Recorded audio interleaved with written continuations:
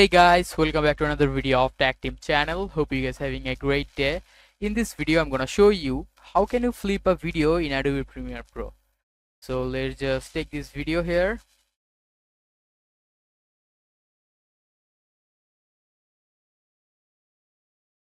And as you can see, this video is running like this.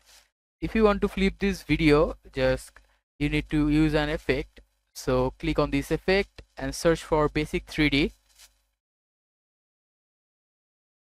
Just pick this effect and drop it in the clip like this. And after that, in the basic 3D, here you can see this option here, swivel. Just make it 180. And after that, as you can see, the video is flipped like this. If you click on this, the video will be flipped again. You can just make it like this, 180.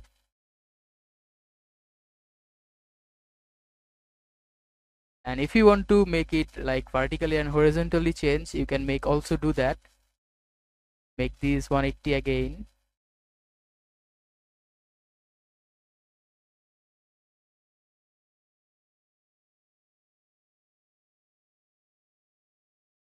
Like this.